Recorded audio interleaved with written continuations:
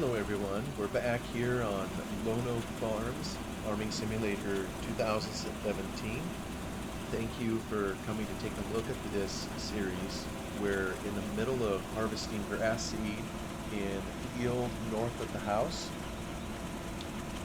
just right up here. You'll see it looks maybe a little funny. I don't know if anybody has ever tried to harvest grass seed in game. Um, there's There's a mod I kind of started with. I can't remember if I've commented on this before. There was a mod I started with that had grass seed capability in it, but they didn't fully develop it. It was I think a German mod. Maybe I should even try to link it up in the description. I'll maybe try to remember to do that. Hopefully I will. We'll see. It was Kloss Combine. I think they only had it on the Combine itself, the ability to use a grain table, a regular cutting platform, to cut grass anywhere on the map, and it would produce so-called grass seed. I think I am borrowing their symbol, if you will, for grass seed here. I think that's kind of what they came up with, which is similar to the grass symbol. Go back to my trailer unit. So I adapted it so that you could windrow the grass and that the combine would pick up a dry grass windrow. It won't pick up a grass windrow. Well, I mean, I think it maybe will, but you won't get any seed from it, just like you wouldn't get any from real life. And then I had to adapt the trailers and other things in the game so that they could carry grass seed. I'll zoom in on it here. Obviously, I'm not a texture artist. That looks hideous. You can obviously tell I used a square texture and it wasn't uniform. But up close, I mean, it does a passable job. That is kind of what, now we're moving, kind of what grass seed looks like. Little tiny seeds. So it's leaving behind straw that we will end up baling. I think I've commented a time or two in here. In real life, back in the day, any straw that would have been left on the ground would be spread. It'd be spread right behind the combine, rather, versus kind of just dumping straight out like it is here. And then would be burnt. Most of their fields back in the day, by and large, were burned with open field burning.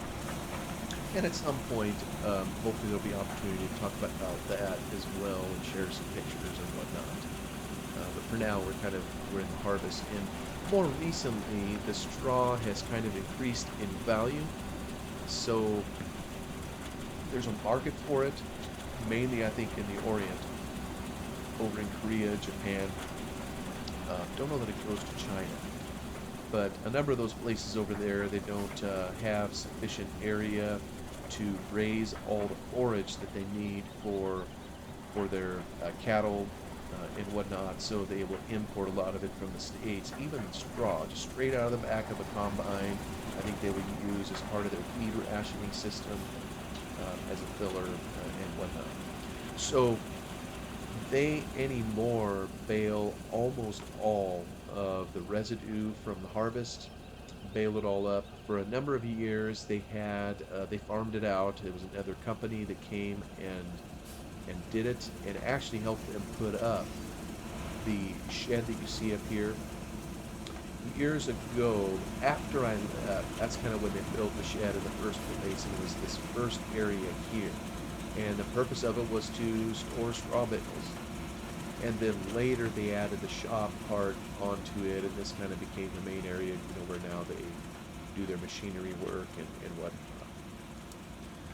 So that's kind of where we are, and I've been trying not to bore people talking about combines and the process and whatnot that took place on the farm. And just looking, I made a few notes because I think I said at the get-go, I don't even hardly know where to start. So I mean, I apologize if a lot of these videos seem disjointed and not following a full sequence of how it should be presented. I'm sure a professional YouTuber would do a much finer job, and I just feel good if I can actually make a few videos about this.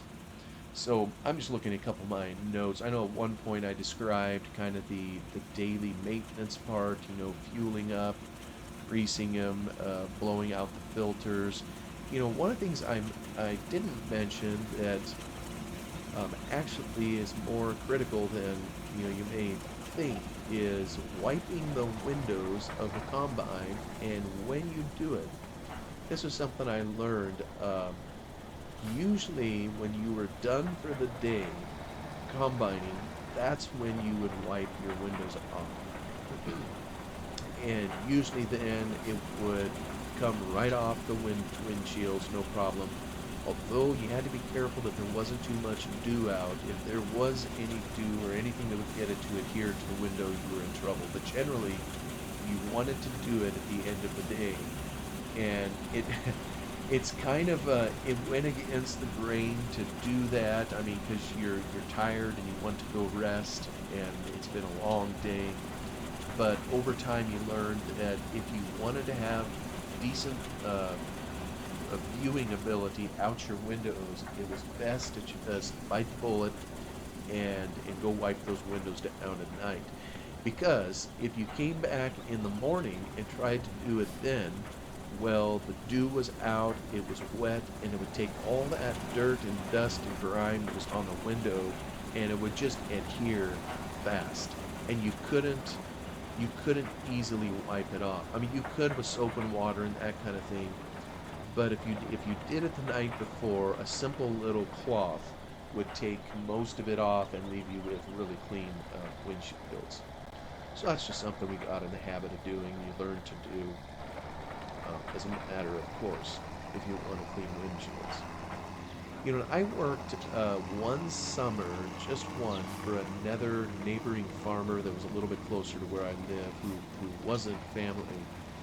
And the way he chose to deal with the windshields, I thought was really interesting. One of the first things he asked me to do is we were preparing his combines for harvest. And he, by the way, had Massey Ferguson's. I think they were Massey Ferguson 860s. Also conventional threshers, by the way, but that doesn't matter. But what he asked me to do was to wax the windows. And at first I didn't understand. I had never heard of someone using wax before in that way. And I was like, excuse me, sir? I mean, I basically wanted to make sure that he didn't want me to wash the machine and then wax the machine for some reason.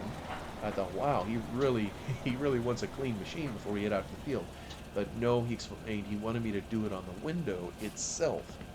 So maybe that isn't new to someone else listening to this, but it was totally new to me. I had never in my life taken wax and put it on the windshield itself and then wiped it off, kind of like we do with wax. But I tell you what, that really helped, and it lasted almost the whole season and made it really easy to wipe the dust off the window. Probably just one of those practical things that a farmer learns over time and gets an idea at some point and says, oh, I wonder what would happen if I tried and did it this way or what have you. It'll be interesting to get a bunch of farmers all together and pool all their ideas, and you never know what kind of interesting things that they might have if they shared ideas. The thing of it is, farmers tend to be so independent. I don't know if they a lot of times share those kind of tidbits with one another. Maybe it depends on what it is. Or maybe you just assume other people already know. And now, so here's an annoying thing about force play.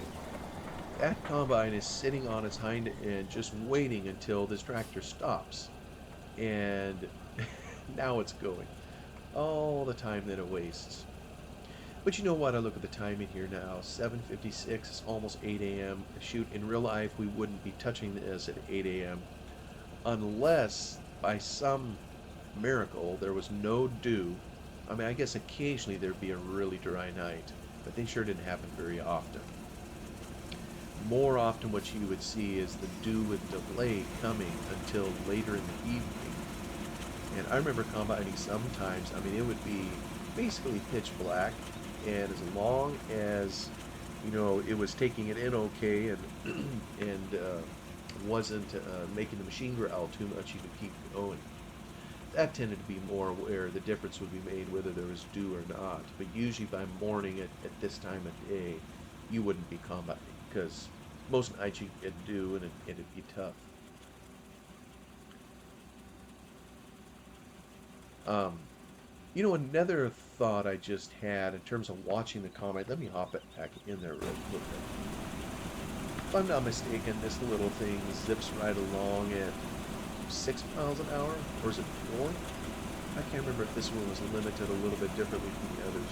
No, it appears it's going 6, which means that's kind of the standard speed, that all the combines go in game. I think they all go 6 miles an hour. I think you could, let me just see here, just for kicks and giggles. I think you can, where do you do that?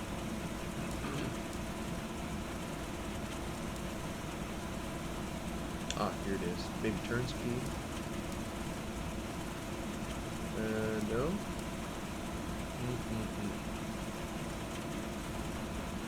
Maybe this could reduce it. I take it below 6. Oh, he's going to have to turn. I'll have to wait just a little bit to see if that makes any difference. And that's common. When a manufacturer makes a game, they got to make it somewhat enjoyable. And if they did everything in here realistic, people wouldn't buy the game, and it would simply take too long. In real life, those combines that I mentioned previously, 3 of them, the 6600 Side Hill and the 6602 Hillside were smaller machines than the John Deere 8820. And typically I think they ran, we didn't have a speedometer on them. This was really old school, to where when you drove it they would say drive it in notch, I forget what it was, 2.5, 3, whatever it was. I don't remember what it was on the transmission, but there could be a lot of variability in there to where sometimes that same notch could be a little faster than at other times, depending on how you got it to that point. And that's kind of hard to explain, but probably anybody that's ever driven that old combine, or an old combine, would know what I mean. Yeah, see, it's slowed way down. Oh yeah, we can control it here. Maybe that's too much realism to go all the way down there. This combine here, that width, might be even slower. I'll just put it back up. I think it caps at 6 miles an hour, just the same with the other combines. So I'll keep it moving. But in real life, a combine this size, for this size of windrow, that's a lot of material coming in. Probably would go around 2 to 2.5 miles an hour versus the 6 that it's doing right now. And so, and frankly, that speed was fast compared to some others. 2.5 miles an hour. I think I mentioned a little bit ago, maybe it was in the previous video, I can't even remember, all my thoughts are jumbling up now. The neighbor had some Alice Chalmers combines, some of those old Gleaners, and those were smaller machines yet. And one of the things I noticed is the John Deere's that we had, they were a little bit larger and they would go faster than their machines. So if our old machines went 2.5 miles an hour, 2 to 2.5, then theirs were down even lower. And this is kind of foreign to the folks that use cereal grains or corn. They're used to speeding right along. Some of this stuff, it's tougher to thresh, and you have to go slower, to make sure you get all the seed out. And if it isn't for the sake of the seed, it's for the sake of your machine as to what it can handle and what it's not able to handle. There's so much material sometimes that gets shoved into it that it just physically can't handle all the volume of material that's going through. So you need to adjust the speed accordingly. And one of the things that the hillsides helped with was by maintaining capacity. And you have to visualize, I think everybody knows what it feels like to walk on an unlevel surface. Well, if you can envision combine sieves on an unlevel surface, I think most of us can envision all that material is going to shift to the lower side, the downhill side, because that's just how gravity works. It's going to shift down there, and it's all going to be kind of bunched up versus you using the whole area of the cleaning shoe. So when you go across the hill and you don't have hillside or auto leveling, your threshing is less efficient. And about the only way you can combat it if you don't have hillside is to say slow down, so you allow more time to let the sieves catch up, so there's less material. I mean, and there were other manufacturers that tried to get around this with some of the doodads they put on their machine and the engineering to help for when there was hills. But by and large, it's the leveling that helps, keep your grain shoe level so it can sift out of it. And that keeps your capacity up. So I mentioned like 2 to 2.5 miles an hour. Even as slow as that is very fast compared to what you would have to do if you didn't have the auto leveling capability. Unless you just wanted to throw it all over. That's kind of a term we used on the farm. Throwing it over means the seed was thrown out the back of the combine. And some of their hills were so steep, that they weren't always cut side to side, if you will. So if you're driving the combine up the hill or down the hill, with the nature of it being what it is, well, if you're going up the hill, sometimes, I mean, it didn't matter how level your sieves were, you were throwing a lot of the seed out the back. And if you were conversely going downhill, everything was coming into the tank. Not all the straw, but a lot of the chaff and the seed. And I remember that particularly for some reason with when I worked for the neighboring farmer on some of his ground and the way it was cut. I just have this memory of going uphill and I was just crawling, because I knew I wanted to give every opportunity to those seeds to land on the shoe and get some, separation happening so they ended up in the tank. But I remember seeing my auger in the tank, nothing was coming out. Now, when I went downhill, plenty came into the tank. So, just one of those things where I may have commented on this before. Probably every farmer in the world, their perfect dream would be to have a square shaped field that is perfectly flat. But, of course, the planet isn't perfectly flat. So, you rarely have just those perfect circumstances, and we certainly didn't have it on Lono by any stretch of the imagination. And some of this, by the way, was dictated by the variety of grass seed. And in a previous video, kind of mentioned different varieties. And on Lone Oak, they've grown a lot of pine fescue. They've grown ryegrass, some tall fescue. Years ago, they did a little bent grass, but by and large, it's been pine fescue and ryegrass. I think kind of over the years, it's been their primary staple. Well, these grasses, fine by its very nature is fine stems, if you will. Ryegrass is fairly fine stem. It's a little coarser than the fine fescue, but it isn't very tall as a general rule. Well, there are some other grasses that are a whole lot different. I think of orchard grass, for example.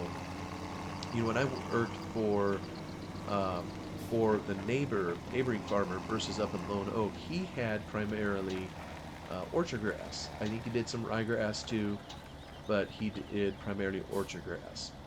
And honestly, I don't know what all orchard grass is used for. Probably to plant an orchard. I mean, like the name implies. But it was just a different type of grass. It was quite a bit taller. I know when it was during pollinating, it was standing up tall. It could be over your head easily. And I'm just under 6 feet tall, so maybe that isn't that big a deal. But I don't care if you were 6'4", 6'6", it could still be over your head. So it's very long stemmed, and he kind of told me that it was very hard to thresh. So it was very coarse, and at first I didn't know what he meant. Oh, horseplay, you're going to get yourself in trouble.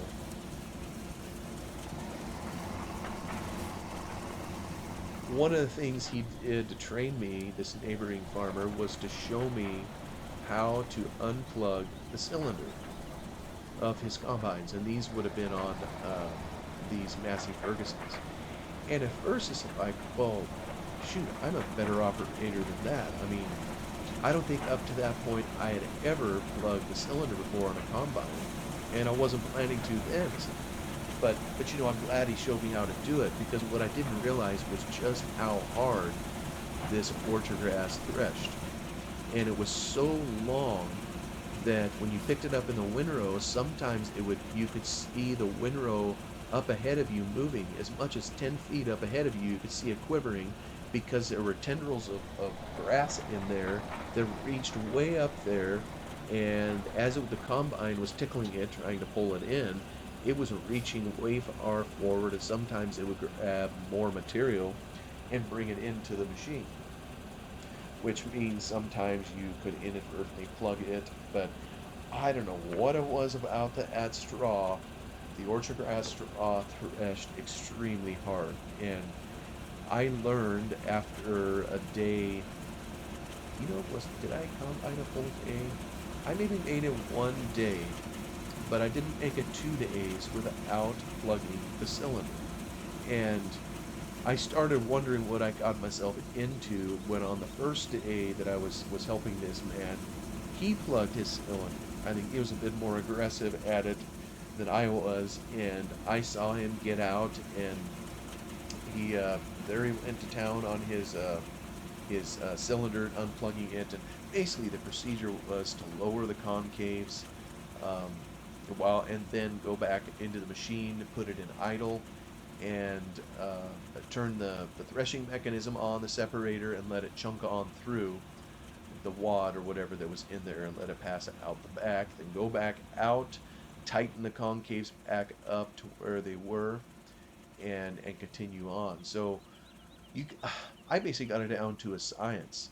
I had the wrench in there, the exact size, and when it happened, always tried to catch it before it would cause too much trouble, and go out of the machine. I knew exactly how many times to take the nut down, or unscrew it rather, and then just exactly how many times I had to tighten it back up and when it was ready. And so it really wasn't that big of a deal to plug the quote cylinder.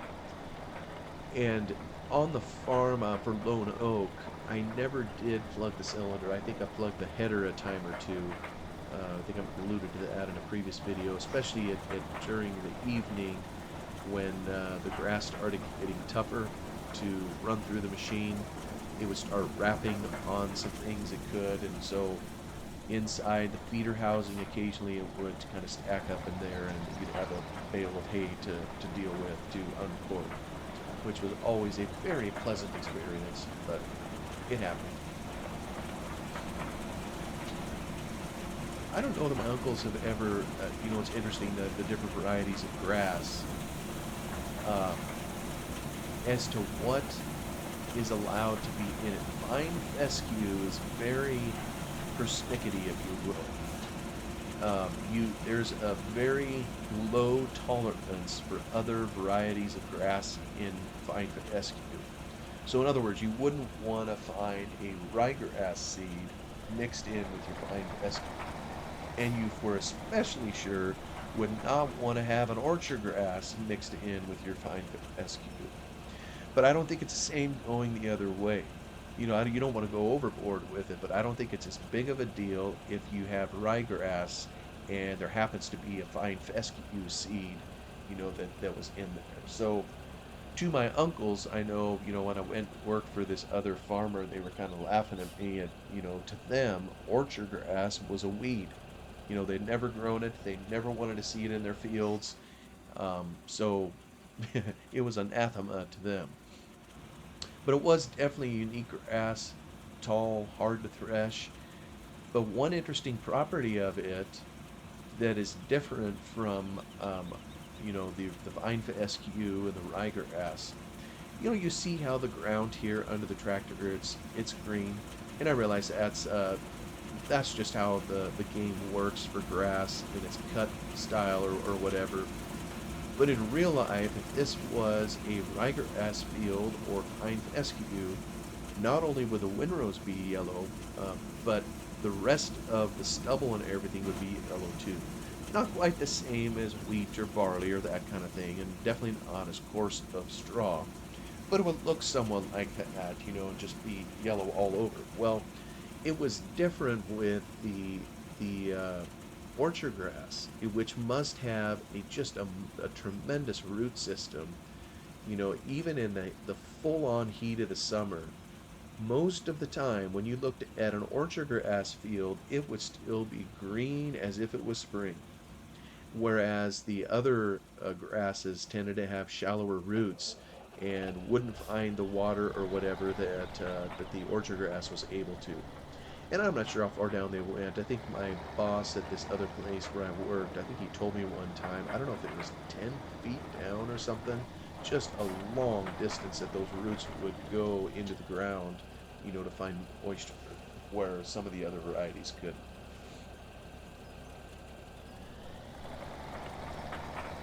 Just one of those things, and pollination's a big deal too. So up in these hills, to have a field of ryegrass next to vine fescue. I'd have to ask my uncles how they manage that.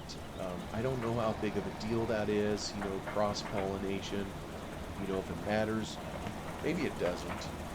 But I know back in the day, with some of the regulations they had on farmers that would produce what's called certified seed, which I think was the best of the best that you could do. There were regulations on how closely you could plant one variety of seed to another. There was isolation strips that were maintained between the fields and it kind of was a joke in some ways. I don't remember how large the isolation strips were. There were maybe, oh goodness, were they 150 feet across? Not a huge strip. Well, the reality is, if anybody's ever seen grass pollinate itself, the pollination generally happens with wind. So if you get a good breeze coming through and it grabs that pollen, it can take it way further than just 100 to 150 feet. So I don't know that they do the isolation strips anymore. It was just kind of an impractical thing, and I don't know that it got the results that maybe they were hoping for with purity of seed. So I don't know how they manage it now in terms of keeping one variety pure from another. All I remember is, back in the day when we switched between varieties, we went from vine fescue to ryegrass or to tall fescue.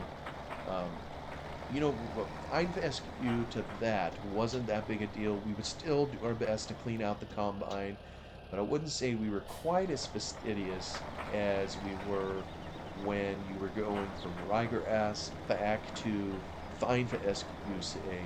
There was a whole lot more effort made to clean out the combine and to make sure there was no cross contamination, if you will. And again, going back to the neighboring farmer that I worked for a few years, I know he was very particular about that. The first crop that we harvested was his orchard grass. Did a number of fields with that, and then we switched over to his ryegrass. And wow, I put in a ton of work to make sure that combine was clean. And he even told me to literally use water inside the combine. I don't think I'd ever done that on Lone Oak, although I'm pretty sure the manual says you can do that. But inside the cylinder, inside the tailings elevator, I mean everything was clean as a whistle. First I blew it all down with compressed air, and then, like I say, the water came in. He did not want a single orchard grass seed in the air that would contaminate his ryegrass crop. So it is one of those things that you had to watch for, and ditto in the grassy cleaner. I keep alluding to it, and I know at some point we'll talk about it, but in a building kind of over here that isn't on the map, maybe I should mod the map and put a building over there that looks like the warehouse. maybe one of these times I'll do that. But it was very similar in the cleaner too.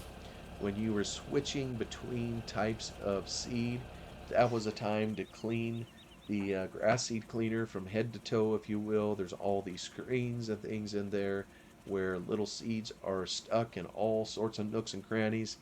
So we had to go through with a fine tooth pick and comb and clean all that out. So just one of those things that comes with the territory. I'm not sure it's as critical in cereal grains, but maybe someone will tell me it's like, hey, you don't go from oats to wheat without cleaning the combine up quite a bit, or what have you. Just one of those things we had to do, particularly with the seeds. Well, you know what? I'm looking at the clock here, and like I know I've mentioned many times, I'm a broken record. A whole half hour has passed with you all having to listen and suffer through my blarney here on the grass seed industry and whatnot, which has changed so much that I don't know that I even have a right to talk about it anymore. But thank you for listening. Um, we're almost done combining our first field here. So pleased with the progress of the harvest, and we'll be baling before you know it. We've got one more field of grass after this, and so we'll keep on it here. Again, thank you for watching, and we'll see you the next time. Take care until then.